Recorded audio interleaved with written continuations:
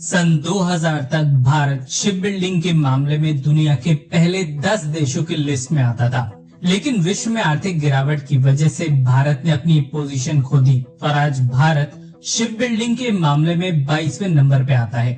हालत ये है कि आज एक्सपोर्ट और इंपोर्ट के लिए 80% फॉरेन शिपिंग कंपनीज के जहाजों की हमें जरूरत पड़ती है, क्योंकि भारत में फिलहाल कम लोड कैपेसिटी के जहाजों का ही कंस्ट्रक्शन किया जाता है और लंबी दूरी के लिए इन जहाजों के इस्तेमाल से फ्रेट कॉस्ट कई गुना बढ़ जाती है। भारत इसे बढ़ाना चाहता है और ऑटोमोबाइल इंडस्ट्री जैसा मॉडल शिपिंग इंडस्ट्री के लिए खड़ा करने की कोशिशें की जा रही हैं। पर भारत इसे अकेले हासिल नहीं कर सकता, क्योंकि जिस तरह के स्टैंडर्ड्स और मैन्युफैक्चरिंग टेक्नोलॉजी दुनिया के बड़े देशों के पास है, उस तरह के स्टैंडर्ड्स भारत को डेवलप करने के लिए कई सालों का वक्त लग सकता है। और यहीं से हमारी मेन खबर भी शुरू होती है।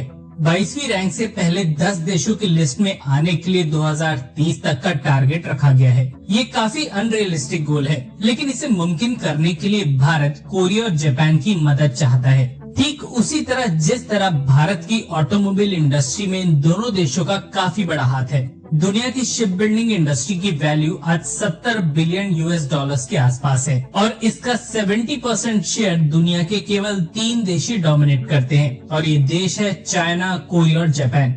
भारत का शेयर इस मार्केट में 1% से भी कम का है और इन बड़े देशों के उलट भारत की शिप बिल्डिंग इंडस्ट्री में लोकल ऑर्डर्स का शेयर एक्सपोर्ट ऑर्डर के मुकाबले काफी ज्यादा है। मतलब ये कि भारत एक्सपोर्ट मार्केट्स के लिए कम बल्कि अपनी जरूरत के लिए ज्यादा शिप्स कंस्ट्रक्ट करता है, लेकिन भारतीय सरकार इसे बदलने के मूड में आ चुकी है और 70 बिलियन डॉलर्स के इस मार्केट में एक बड़ा हिस्सा कब्जाने की कोशिशें शुरू कर दी गई हैं। हाल ही में काफी बड़ी रिपोर्ट सामने आई जिसमें भारतीय सरकार ने 4 मेगा शिप बिल्डिंग पार्क्स बनाने के प्लान्स आगे रखे हैं। इनमें से 2 वेस्ट कोस्ट यानी कि गुजरात और मुंबई और 2 ईस्ट कोस्ट यानी कि उड़ीसा और आंध्र प्रदेश में ये पार्क्स आगे चल के सेटअप किए जा सकते हैं। लेकिन इन शिप बिल्डिंग पार्क्स को सेटअप करने के लिए सरकार ने कोरियन और जापानीज कंपनी से मदद मांगी है और न केवल शिप बिल्डिंग बल्कि शिप्स के रिपेयरिंग और ओवरहॉलिंग के लिए भी इन पार्क्स को डेडिकेट किया जाएगा। जो लोग नहीं जानते उनके लिए बता दें कि आज भारत में करीबन 28 शिपयार्ड्स हैं जो जहाजों के कंस्ट्रक्शन से लेकर उनके रिपेयरिंग का काम देखते हैं। बड़े प्रपल्शन इंजन को छोड़ के आज भारत शिप्स में लगने वाले मेजर पार्ट्स और कंपोनेंट्स लोकली प्रोड्यूस कर सकता है, लेकिन भारतीय शिप बिल्डर्स के पास अभी भी बड़े फ्रेट जहाज कंस्ट्रक्ट करने का एक्सपीरियंस मौजूद नहीं है।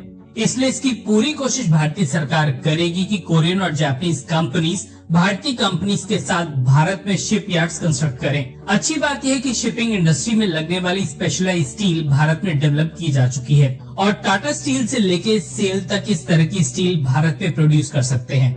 शिप बिल्डर्स के साथ साथ यहाँ पर मरीन इंजन मैन्युफैक्चरर्स को भी इनवाइट किया जा सकता है। जनरल इलेक्ट्रिक, मैन इंडस्ट्रीज और रोल्स रॉयस जैसे इंजन मेकर्स ऑलरेडी भारत में अपने इंजन असेंबल कर सकते हैं, लेकिन इनमें लोकलाइजेशन की मात्रा काफी कम है। यूरोपियन इंजन मैन्युफैक्चरर्स के अलावा मित्सुबिशी और जापान इंजन कॉर्पोरेशन जैसे कुछ और इंजन मेकर्स को इन पार्क्स में अपनी असेंबली यूनिट खड़ी करने का इन्विटेशन भारतीय सरकार दे सकती है। 2023 की एक रिपोर्ट के मुताबिक भारत रूस के लिए फिलहाल 24 कंटेनर शिप्स का कंस्ट्रक्शन कर रहा है और ये सभी जहाज कैस्पियन सी में डिप्लॉय किए जाएंगे। रूस ने भारत को शिप बिल्डिंग के लिए 2 वजहों से चुना।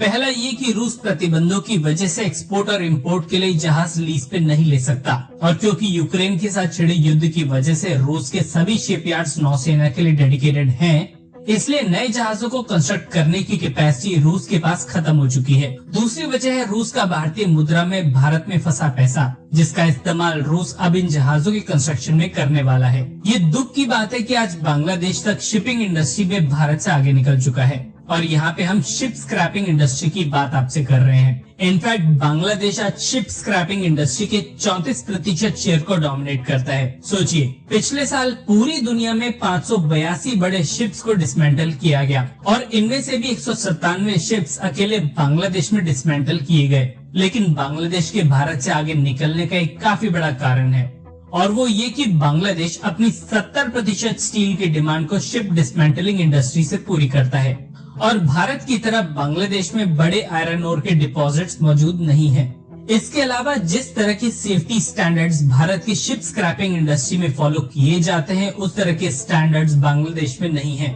यही वजह है कि बांग्लादेशी कंपनीज पुराने जहाजों को खरीदने के बदले ज्यादा कीमत अदा कर सकती है। खैर, अगर कोरिया और जापान भारत की शिपिंग इंडस्ट्री में शामिल होते हैं तो भारत अपनी एडिशनल कैपेसिटी का इस्तेमाल एक्सपोर्ट ऑर्डर्स के लिए करेगा। इसके अलावा शिप बिल्डिंग इंडस्ट्री में नए मैन्युफैक्चरिंग स्टैंडर्ड्स हमें देखने को भी मिल सकते हैं। हम यहाँ तक सुन चुके हैं तो कमेंट सेक्शन में MII यानी मेक इन इंडिया लिखने के बाद वीडियो को लाइक किए बिना मत जाइएगा। धन्यवाद।